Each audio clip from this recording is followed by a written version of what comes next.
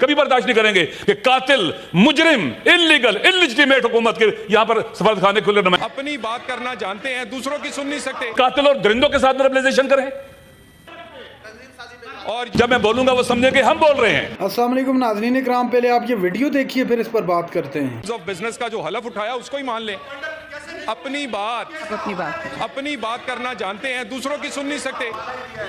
اور دوسری بات یہ ہے، میں اس پہ کیونکہ توہین عدالت کے معاملے پہ میں ریسیونگ اینڈ پہ رہا ہوں، میں اس کا متاثرہ ہوں، مجھے اس میں سزا دی گئی ہے، تو میں تو یہاں کوئی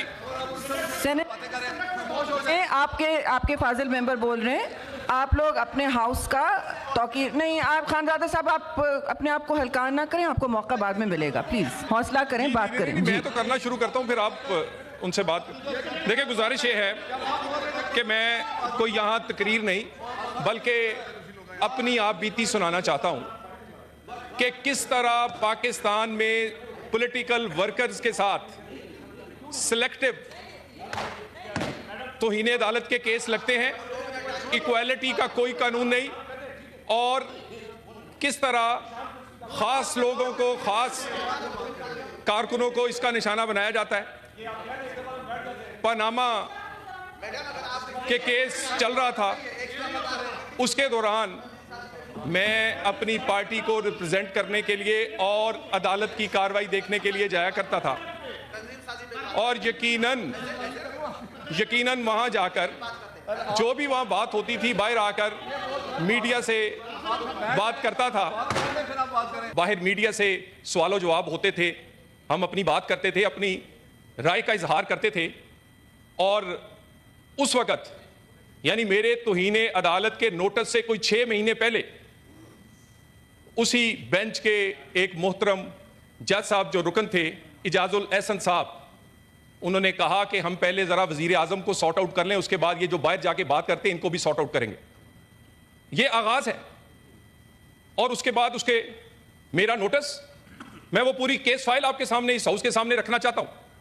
کس بات پہ لیا گیا کہ ایک جلسہ عام جس میں نے تقریر کرتے ہوئے یہ الفاظ کہے کہ ان پی سی او کے ججوں کو نکالو، یہ انصاف نہیں دیں گے، اور بڑے زور سے کہے کہ پی سی او کے جج، کسی لافل جج کا نام یا کسی لافل جج کی میں نے بات نہیں کی، لیکن جن لوگوں نے پی سی او کے حلف مشرف کے ترلے منتیں کر کے، جس میں کھوسا صاحب بھی شامل تھے، ثاقب نثار بھی شامل تھا، اٹھائے تھے، انہیں درد فیل ہوا۔ مجھے توہین عدالت کا نوٹس ملا۔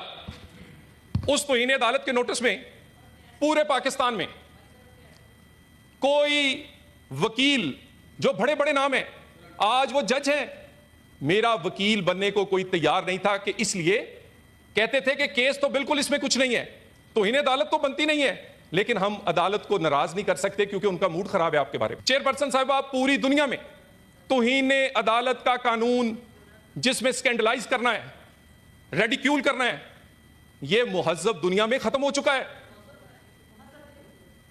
اس والی سائیڈ مہذبی ہے، اور یہ کہتے ہیں جی پرسنل ایجنڈے پہ بات ہو رہی ہے۔ کیا پرسنل ایجنڈا ہے؟ یہ جو پارلیمنٹ ہے، کہتے ہیں مدر آف انسٹیٹیوشنز ہے، اس کی توہین کب نہیں ہوئی؟ ہمیشہ ریسٹرین کا مظاہرہ کیا اس پارلیمنٹ نے۔ اس کا وزیر اعظم کو لٹکا دیا جائے، اس کے وزیر اعظم کو اتنی جلدی کسی میونسپل کمیٹی کے کلرک کو نہیں نکالا جاتا جس طرح ہمارے وزیر اعظم کو تاحیات نااہل کر دیا جاتا ہے۔ سید فرحاد احمد ایک شاعر ہے، ایک صحافی، ایک جرنلسٹ ہے، غریب آدمی ہے، 2 قصو میں 5 مرلے کا گھر اس کا کرائے کا ہے، کوئی مالدار آدمی نہیں ہے، کوئی بینک بیلنس نہیں رکھتا، وہ مسنگ ہو گیا ہوا ہے۔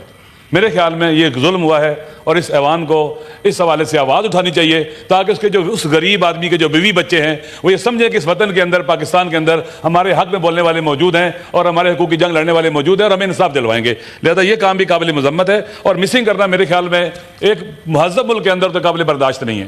نہ اس کا قانون اجازت دیتا ہے، نہ آئین دیتا ہے، نہ دین اجازت دیتا ہے۔ 3% کا مسئلہ انتہائی المیہ ظلم ہے۔ اس حال کے اندر میں نے جو کل سے سنا ہے، ہر ایک کو تشنہ عدالت پایا ہے، عادل نہیں ہے، انصاف نہیں ہے، ظلم ہو رہا ہے، زیادتی ہو رہی ہے، لاقانونیت ہو رہی ہے، حق پامال کیا جا رہا ہے، اور اس میں کسی کا بھی اختلاف نہیں تھا، یہ زیادتی کسی کے ساتھ بھی نہیں ہونی چاہیے، ہمارے دشمن کے ساتھ بھی نہیں ہونی چاہیے، کسی کا بھی حق پامال نہیں ہونا چاہیے، ہمارے دشمن کا بھی حق پامال نہیں ہونا چاہیے۔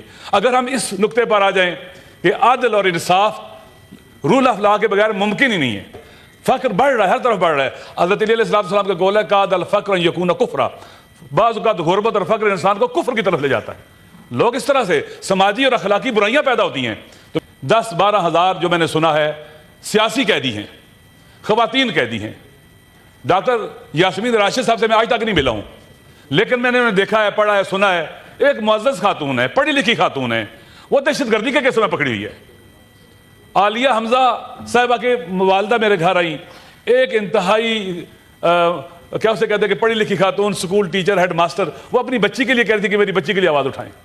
وہ عالیہ حمزہ کا شوہر کینسر میں مبتلا ہے, کینسر کا مریض ہے, بچے چھوٹے چھوٹے ہیں, کبھی لاہور میں, کبھی میاں والی میں, کبھی سرگودا میں اس کو لے جایا جاتا ہے ایک ہی وقت کے کیسز میں. یہ نا انصافی ہے.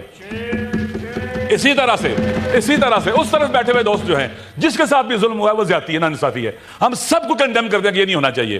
دیکھیں حضرت علی علیہ السلام نے جب انہیں ضرب لگی فر کے مبارک پر, وہ بستر شہادت پر تھے, تو ایک وصیت کی انہوں نے کہ کون للظالم, اپنے بیٹوں کو, کون للظالم خصما وللمظلوم اونا, ظالموں کے دشمن بن کے رہنا اور مظلوموں کے مددگار بن کے رہنا.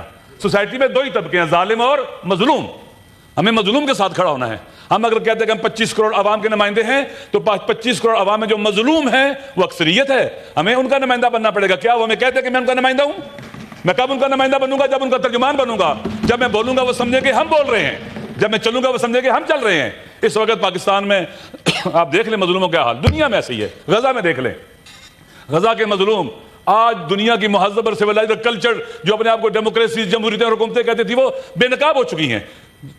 نسل کشی ہو رہی ہے. دیکھیں غزہ میں عورتیں ماری جا رہی ہیں, بچے مارے جا رہے ہیں. کون سپورٹ کر رہا ہے؟ امریکہ, برطانیہ, یورپ. اور ہم جناب والا چاہتے ہیں کہ ان قاتل اور درندوں کے ساتھ نرملائزیشن کریں.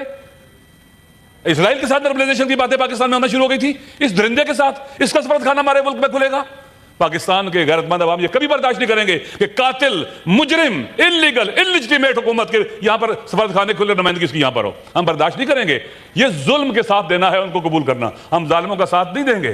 پک اینڈ چوز نہیں ہو سکتا. سینیٹر صاحب آپ کس سفارت خانے کی بات کریں؟ اسرائیل کا کوئی سفارت خانہ؟ بات ہو رہی تھی نارملائزیشن کی, بات ہو رہی تھی. این ڈی یو میں باتیں ہوئی ہیں, این ڈی یو میں باجوہ صاحب نے سب ایم این ایز کے ساتھ جو وہاں پر موجود تھے, سیاستدان تھے, بیوروکریٹ سے, وہاں بات کی.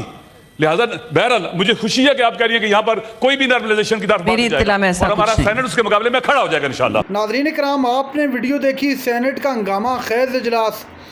راجہ ناصر عباس کی تاریخی اور پہلی تقریر سینٹ کے اندر چھا گیا. یقین مانیے گا. دوسری جانب مسلم لیگ نون کے سینیٹر جناب طلال چودھری صاحب, ان کی بھی انتہائی اہم تقریر اور انتہائی جذباتی ہو گئے. انہوں نے بتایا کہ کیسے ان کو جو ہے نائل کیا گیا, ان پر کس طرح کیسز بنائے گئے, ماضی کے بہت ساری چیزوں سے انہوں نے پردہ اٹھایا. اس کے علاوہ راجہ ناصر عباس صاحب نے گفتگو کرتے ہوئے کہا کہ جب ظالم اور مظلوم کی بات آتی ہے تو ہمیں ہمیشہ مظلوم کے ساتھ ڈٹ کر کھڑے ہو جانا چاہیے. حضرت علی کے قول کا تذکرہ کیا جناب راجہ ناصر عباس صاحب نے. اس کے علاوہ انہوں نے یہ بھی کہا کہ اگر ہم مظلوم کے ساتھ نہیں کھڑے ہوں گے تو یہ تاریخ, یہ قوم ہمیں کبھی معاف نہیں کرے گی. ناظرین کرام, ان کا دبنگ انداز, انہوں نے کہا کہ ظالموں کے ساتھ اور جن لوگوں نے ظلم کیا ان کے ساتھ کھڑا ہونا کفر کے مترادف ہے. تو یہ اس طرح نہیں ہونا چاہیے جو اس طرح جو اس وقت اس ملک کے اندر ہو رہا ہے, جو اس ملک کے حالات ہیں. ناظرین کرام, یہ تھی آج کی ہماری ویڈیو. چینل پر جو نئے چینل کو سبسکرائب کرنے, اگلی ویڈیو تک کے لیے اللہ حافظ.